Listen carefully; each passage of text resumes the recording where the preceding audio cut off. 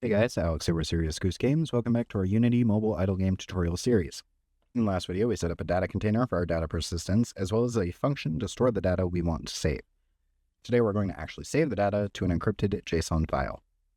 Most of what we're going to be doing today is going to be in our data persistence script, so go ahead and open that up, and we're going to add some variables for our file management. We're going to start with a region, like we did in the last video, so region, file, management. And inside here, we want a string, so private string. This is going to be our path. And then we're going to do a private byte array for our saved key. And then we're going to create a private file stream called data stream. And then we're going to end region. Now, because we're doing a file stream, we want to make sure we're including the system.io namespace. Now that we have our file management variables, we're going to add a line in awake to define our path. So path is going to be equal to application.persistent data path. We're going to add to it quote /save.json. Next, we're going to create the actual save function. So above the autosave and below retrieve save data, we're going to create a public void called save game data. And this function is going to take our game data and it's going to store it into a text file, and then it's going to encrypt that file, or it's going to turn it into a string and then encrypt it and then store it in the file. There's an order here. We got to try to make sure we follow it. So if our data stream is not equal to null, we want to close it. We want to make sure we're keeping track of that file stream. If it's already open, we want to close it before we start using it again. That's just kind of a safety check. Next, we're going to create an AES, which is going to add the system.security.cryptography namespace. We're going to call it IAES. So this is our input AES, which is just the encryption pattern. And then AES.create. And then we're going to set saved key is equal to IAES.key. So what we're doing here is we're creating an encryption.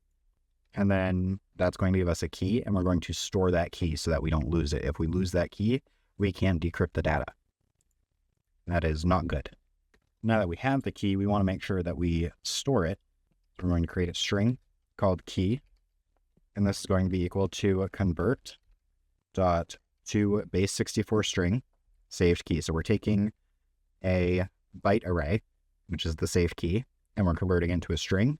And then with that, we're going to call player prefs dot set string. We're going to call it key. We're going to store our key. So that's why we're converting it to a string. Next, we're going to grab our data stream. We're going to set it to be equal to a new file stream.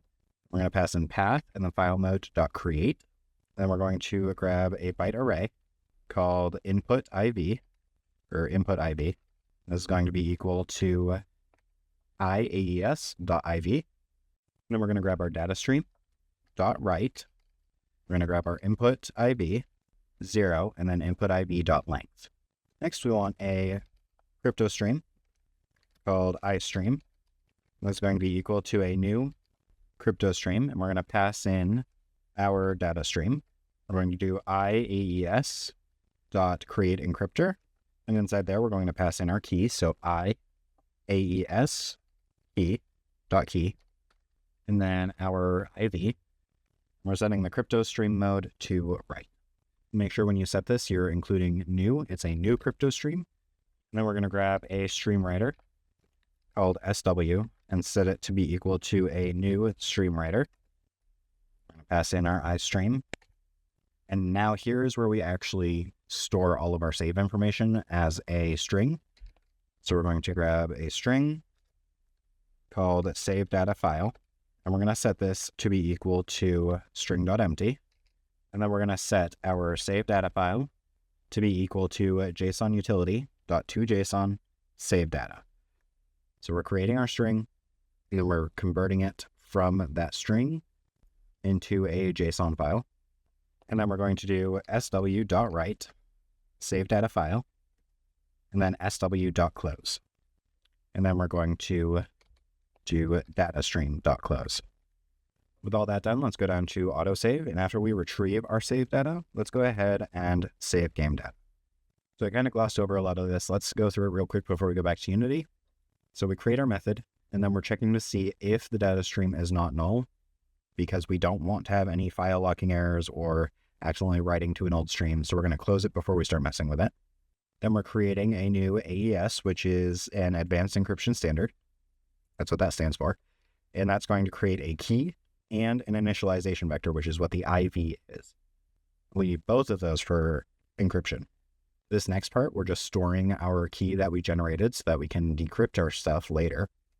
And the reason we have to convert it is because PlayerPress doesn't have a way to store a byte array, but it can store strings. So we can just convert it to a string, then back to a byte array when we want to use it.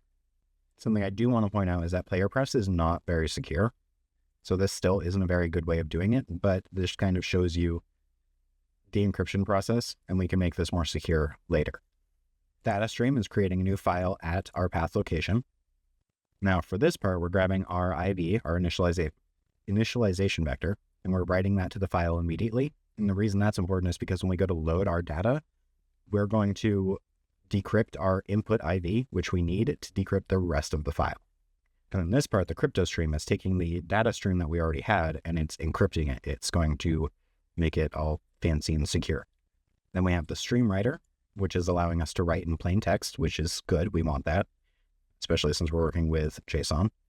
So now what we have is a stream writer, which is containing our crypto stream, which is containing our file stream or our data stream, and that is containing our file. So we've got all of these layers all working to write this one file. Then we pass in our save data, which is all of this. It's turning it into a JSON object and converting it into text, which is then being converted with the crypto stream into encrypted data. We're writing that to a file, and then we're closing the streams. So there's still some issues here as far as like safety and security goes, but it's something that we can work on and improve. It's a good starting point, and it will do the whole file storage thing. We can deal with actual security later. Once you have all that, go ahead and save everything and head back to Unity. So back in Unity, nothing's really changed. We don't need to assign any new values here. All of the new variables we created are all private. But if I go ahead and start playing for a little bit, we hop into the game, we play a little bit. Let's wait at least 10 seconds so we know that something is being saved. Okay, so that should be long enough. We should have data saved. Now, as far as where it saves the location, it might be different for you, but for me, it's in our local disk. So the C drive, go to users. For me, it's this one.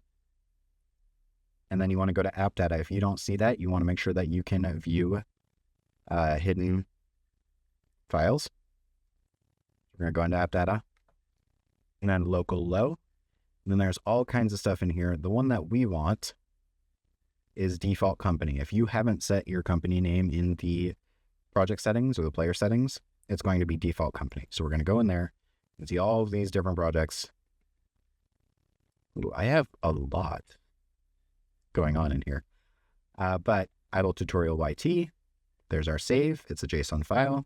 I can double click to open that out. Yeah, I know. This is what our save file looks like. So after encryption, this is what it's working with. So when we load it, it's going to take this and turn it into a readable file that our game can then process and use. It's pretty cool stuff. So that's it for today. In the next video, we are going to kind of do the opposite thing. And instead of storing things in a file, we're going to read a file so that we can put our data back into the game and kind of pick up from where we left off. So we don't have to start from zero every time we hit the play button. That's all for today. If you like this video, hit like and subscribe so you don't miss the next one. In the comments, let me know, what are your thoughts on cheating in mobile games? For me, if it's not competitive multiplayer thing, I really don't care. Like if they're going to go through the effort of breaking into the file to get ahead, then by all means, go for it. If it's not going to hurt anyone else's experience, I don't really care. As always, thanks for watching. I'm Alex with Serious Goose Games, and I'll see you on the next one.